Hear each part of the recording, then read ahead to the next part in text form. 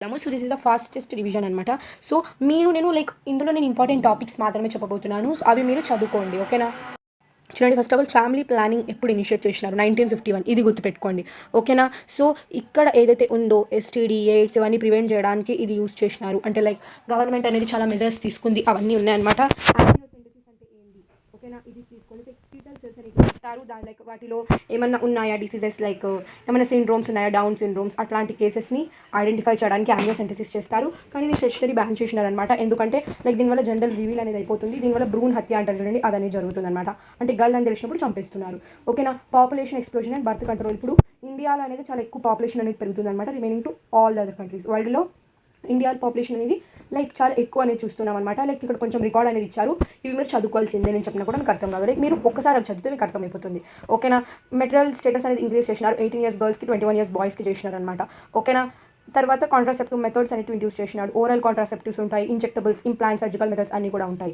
Natural మెథడ్స్లో periodic అబ్స్టెన్సెస్ వస్తుంది, okay? Withdrawal కాయిటర్స్ ఇంటరప్టర్స్ ఉంటుంది, lactation, amenorrhoea ఉంటుంది, ఓకేనా? బ్యారియర్ మెథడ్స్లో ఇవి ఉంటాయి అనమాట. మేల్ కాండమ్, ఫీమేల్ కాండమ్ ఉంటుంది, ఓకేనా? తర్వాత డయాఫ్రమ్, సర్వైకల్ కప్స్, వాల్స్, ఇవి ఫీమేల్కి ఉంటాయి, ఓకే? యూట్రైన్ డివైజెస్, ఐయుడీస్, ఇప్పుడు medicated, non medicated, copper releasing, copper tea, ఇవన్నీ ఉంటాయి అనమాట.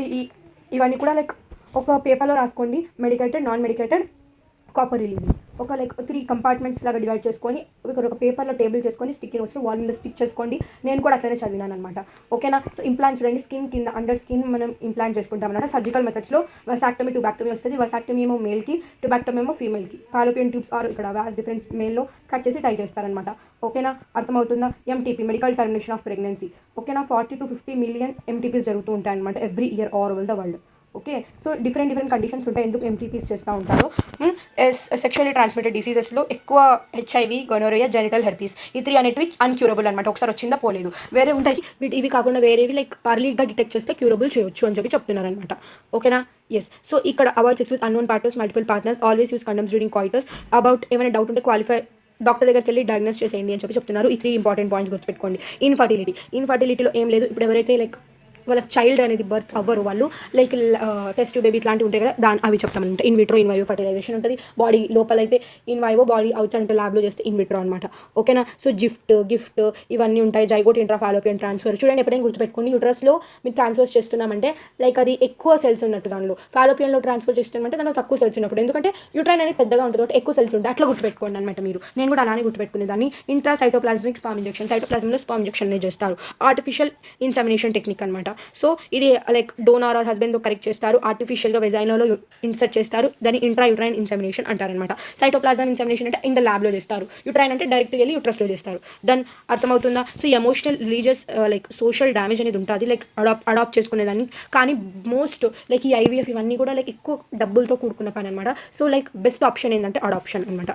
ఓకేనా? దీనివల్ల పేరెంట్ హుడ్ కూడా డెవలప్ అవుతుంది. సో మోస్ట్ ప్రిఫర్ చేసేది అడాప్షన్. చాలా మంది వదిలేసి వెళ్తున్నారు పిల్లల్ని, వాళ్ళని అడాప్ట్ చేసుకుంటే మీకు చాలా మంచిగా అనిపిస్తుంది అన్నమాట. మీకు ఎక్కువ డబ్బులు రావు అండ్ మీరు పేరెంట్ హుడ్ కూడా మీరు చూపించచ్చు అనమాట. అర్థమవుతుందా? సో ఇదనమాట ఓవర్ వ్యూ అంతా మొత్తము. సో ఇందులో అయితే మొత్తం గుర్తు పెట్టుకునేది ఉంటుంది కాబట్టి చాలా థియరిటికల్ గా ఉంటుంది.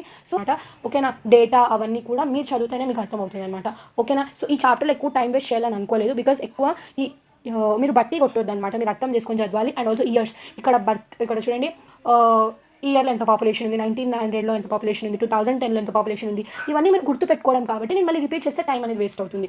సో ఫాస్ట్గా ఇప్పుడు ఇది విన్నారు కదా, ఓవర్ వ్యూ విన్నారు కదా, ఏమేమి చదువుకోవాలని మీకు అర్థమైంది కదా. సో ఫాస్ట్గా వెళ్ళి మీరు రివిజన్ చేసేసుకోండి, ఓకేనా? సో నెక్స్ట్ చాప్టర్ అనేది నేను తెస్తున్నాను, genetics and evolution, most important chapter. 15 minutes లో అన్ని కంప్లీట్ చేసేసుకున్నాం, okay? Subscribe to my channel, bye.